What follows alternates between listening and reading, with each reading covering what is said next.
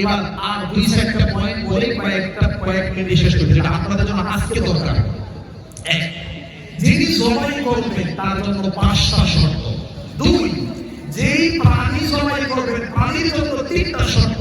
3, যেই যন্ত্র দিয়ে জবাই করবেন জবাইয়ের জন্য 2টা শর্ত। গুরুত্বপূর্ণ পয়েন্ট না? যিনি জবাই করবেন তার জন্য 5টা জিনিস লাগে, যেই প্রাণী জবাই করবেন প্রাণীর জন্য 3টা জিনিস লাগে, যেই চাকু দিয়ে জবাই করবেন চাকুর জন্য 2টা জিনিস লাগে। এটা বলে আজকে বক্তব্য শেষ করবেন ইনশাআল্লাহ। তাহলে যেই প্রাণী জবাই করবেন তার 3টা জিনিস কি? এক, আইয়াকুনা হাইয়ান ওয়াক্তা যাবহি।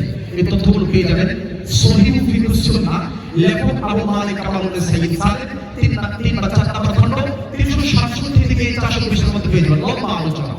তাহলে এক নাম্বার, যেই প্রাণী জবাই করব ওটা যাতে জীবিত প্রাণী হয়, মরা প্রাণী যাতে কেউ জবাই না করে।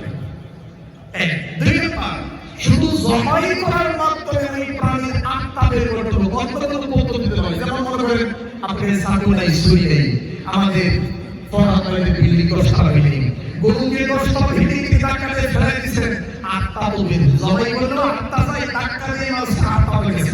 জি না, ধাক্কা দিয়ে ফেলে অন্য কোনো পদ্ধতিতে এটা জায়েজ হবে। কারণ কি? আল্লাহু আকবার। যারা মেডিকেলের ছাত্র তারা ভালো বুঝবে। আমাদের ভাইজান মেডিকেলে পড়ে আল্লাহ কেন জবাই সিস্টেম দিয়েছে। দামি মাসফুর, একটা রক্ত আছে, প্রবাহিত রক্ত। জবাই যখন করে, যখন কাটে, স্পিডে রক্তটা বের, রক্তটা হারাম। কেন হারাম জানেন? এই রক্ত মানব দেহের জন্য ক্ষতিকর। আর এই রক্তটা শুধু জবাইয়ের মাধ্যমে বের করা সম্ভব, ধাক্কা দিয়ে ফেলে এই রক্ত বের হবে না। আত্মা বের হবে কিন্তু রক্ত বের হবে না, এই জন্য ওই প্রাণী হারাম হবে না। এমনিতে নরমাল মনে করে গেলে রক্তটা বের হয় না, এই জন্য হারাম হবে, হারাম হবে না। এই জন্য জবাইয়ের মাধ্যমে ওই প্রাণীকে হালাল করতে হবে। 3 নাম্বার, ওই প্রাণীটা মক্কার হালাল এবং হারামের সীমানায় না হওয়া। এবার যদি জবাই করবেন 5টা শর্ত, মনে করেন কোন সংস্কার আছে। এক, আইয়াকুনা আকিলা, যিনি জবাই করবে তার আকল থাকলেই হবে। সাওয়াউন কানা রাজুলান আও ইমরাআতান, নারী হোক পুরুষ হোক, ছেলে হোক মেয়ে হোক, বালেগ হোক নাবালেগ হোক, যেই হোক না কেন আকল আর বুদ্ধি থাকলে জবাই করতে হবে, আর কিছু লাগবে না। এই কয়েকদিনে যেই পরিমাণ ফোন আমার কাছে আসছে, কালকেও দেশে আমার বন্ধু প্রেগনেন্ট, আমি কি জবাই করতে পারবো? আমি বলছি আপনার বউ যদি পারে, শরীরে শক্তি থাকে আর সাহস থাকে, আপনার বউ পারবে, আপনি পারবেন, আপনি শিখিয়ে পারবেন। এগুলো খুব সংস্কার। মনে করে যে পেটে বাচ্চাটাকে জবাই করা যায় না, এটা খুব সংস্কার। এবং এটা যদি আপনারা ওই দিকে নিয়ে যান যে এই গরু জবাই করলে আমার বাচ্চাও জবাই হয়ে যাবে, শিরক হয়ে যাবে, এটা হারাম, কুসংস্কার। এক কথা আপনাকে শিরকের দিকে নিয়ে যাবে, নাউযুবিল্লাহ। 2 নাম্বার, আহলি কিতাব ইহুদি এবং খ্রিস্টানদের প্রাণী জবাই করা প্রাণী খেতে পারবেন। নতুন ফতোয়া আপনি ডেলিভারি দিলেন, বুঝতে হবে। প্রকৃত ইহুদি এবং খ্রিস্টান যারা আছে, প্রকৃত বর্তমান পৃথিবীতে আমাদের তদন্তে প্রকৃত ইহুদি খ্রিস্টান একটা নাই। যদি পৃথিবীর কোনো প্রান্তে থাকে তাহলে যখন ইসলামকে মানে এবং তারা জবাই করে, তাদের জবাই খেতে পারবেন এবং তাদের মেয়েকে বিবাহ করতে পারবেন। দলিল গ্রহণ করেন 6 নম্বর পারা, 6 নম্বর পৃষ্ঠা, 9 নম্বর লাইন, 5 নম্বর থেকে 4 নম্বর আয়াত।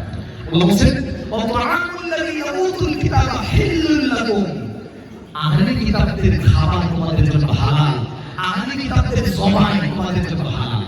3 নম্বর হচ্ছে আমার ভাই, যে প্রাণীটা জবাই করবেন আপনারা যদি মুহরিম না হন, মানে হজ করতে গেছেন, ইহরামের কাপড় পরে আছেন, এখন আপনাদের এভাবে যাবে না, এটা করা যাবে না। 4 নম্বর, বিসমিল্লাহ বলে জবাই করতে হবে।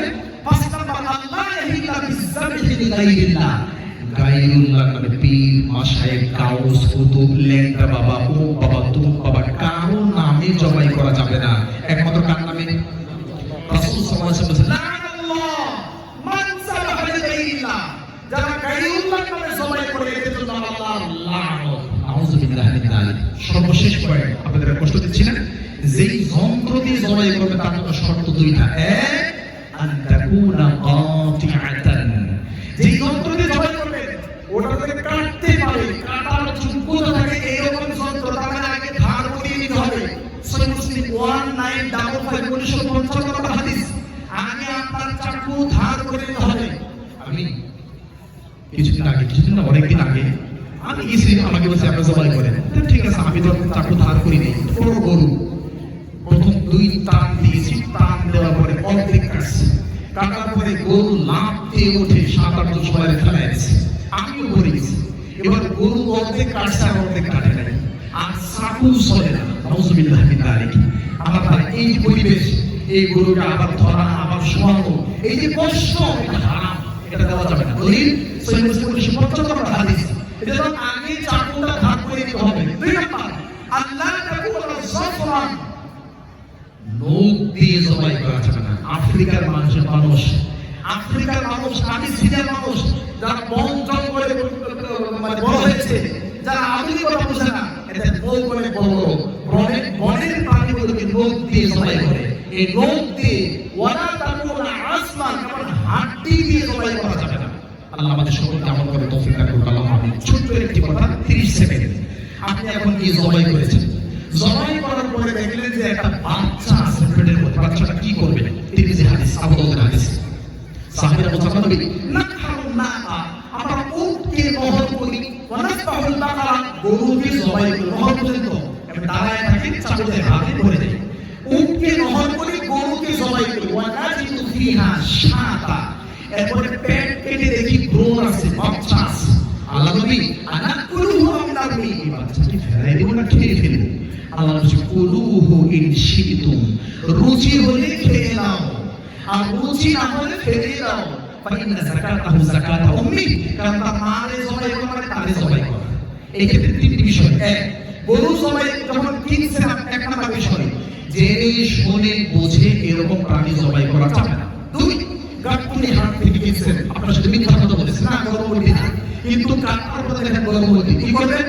যদি বাচ্চা মরে যায়, আলহামদুলিল্লাহ খেতে পারেন, এবং এটা খুব টেস্ট।